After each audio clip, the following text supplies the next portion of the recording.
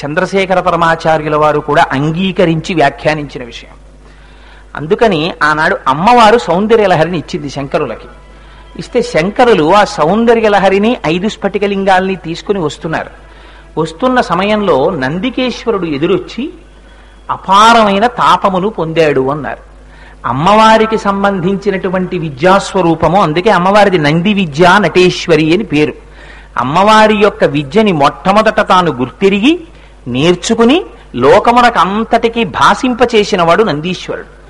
అటువంటి నందీశ్వరుడు అమ్మవారికి సంబంధించిన మంత్రశాస్త్రం కైలాస పర్వతం నుంచి భూలోకానికి వెళ్ళిపోవడమా అని పరివేదన చెందాడు.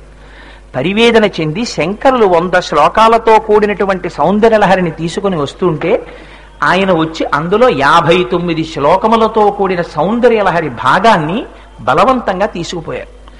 తీసుకుపోతే అన్నాడు అమ్మవారి యొక్క అశరీరవాణి వినపడింది. శంకర, నీకు ఇయ్యబడినటువంటి సౌందర్యలహరిలోని 59 శ్లోకములను నందికేశ్వరుడు బలాత్కారముగా తీసుకుపోయాడు కదా, వాటిని నువ్వు పూరించు అంది అమ్మ. అంటే వెంటనే శంకర భగవత్పాదులు ఆ 59 శ్లోకాల్ని తాను పూర్తి చేశారు. మళ్ళీ 41 శ్లోకాలు మంత్రభాగాన్ని ఆనందలహరి అంటారు, 59 శ్లోకాల్ని సౌందర్యలహరి అంటారు. కానీ సౌందర్యలహరిని ఆనందలహరిని కలిపి చదివితే సౌందర్యలహరి అని అంటారు. సౌందర్యలహరి అమ్మవారి యొక్క కేశాది పాదాది పర్యంతం. ఎందుకంటే దేవతామూర్తుల్ని స్త్రీలుగా ఉపాసన చేస్తే తల నుంచి పాదముల వరకు చెప్పాలి. భగవంతుణ్ణి పురుష స్వరూపంగా చెప్తే ఉపాసన కోసమని సగుణంగా ఆరాధన చేసినప్పుడు పాదాది కేశాది పర్యంతం చెప్పాలి, పాదముల నుంచి శిరస్సు వరకు చెప్పాలి. అందుకని శంకరులు మళ్ళీ అమ్మవారిని శిరస్సు నుంచి పాదముల వరకు వర్ణించారు. అయితే ఇక్కడ మీరు గమనించవలసిన ఒక చిత్రమైన విషయం ఉంది. అసలు ఈ సౌందర్యలహరిని రచించినది ఎవరు? ఆ సౌందర్యలహరిని ఎవరు రచించారు అన్న దాని మీద 2 కథనాలు ఉన్నాయి. ఒకటి లలితా సహస్రనామ స్తోత్రాన్ని చెప్పినటువంటి వశిన్యాది దేవతలు ఎవరున్నారో వాగ్దేవతలు, వారే సౌందర్యలహరిని కూడా చెప్పారు అని.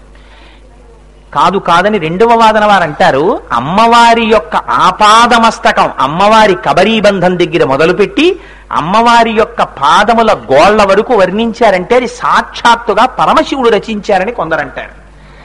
అయితే ఇక్కడ చిత్రమైన విషయం ఏమిటంటే, అమ్మవారు సౌందర్యలహరిని శంకర భగవత్పాదులకిస్తే నందికేశ్వరుడు దాన్ని బలవంతంగా అందులో 51 శ్లోకాలు తీసేసుకుంటే అమ్మవారు శంకర మళ్ళీ నువ్వు పూరించుకోవట్ని 59ని అనడం ఎందుకు, శంకరాచార్యులు వారు పూరించడం ఎందుకు? దాన్ని అలా కాకుండా ఓయ్ నందికేశ్వర నేనిచ్చాను ఈ సౌందర్యలహరి శంకరులకు ఇచ్చిసెయ్యి అని అనలేదా అమ్మ? ఇక్కడే అసలు రహస్యం అంతా ఉంది సౌందర్యలహరిలో. అమ్మవారు ఈ భూమి మీద ఉన్న వారందరికీ ఒక గొప్ప రహస్యాన్ని చెప్పాలనుకుంది. కాలడి శంకరుడే కైలాస శంకరుడు అని చెప్పాలనుకుంది. కాలడిలో జన్మించి ఈ భూమి మీద నడయాడిన శంకర భగవత్పాదులు ఎవరున్నారో వారే సాక్షాత్తుగా కైలాసంలో ఉండేటటువంటి పరమశివుడు. ఆయన ఈయన ఒకటే, అందుకే ఆయన రచించిన దాన్ని ఈయన పూర్తి చేయగలిగాడు.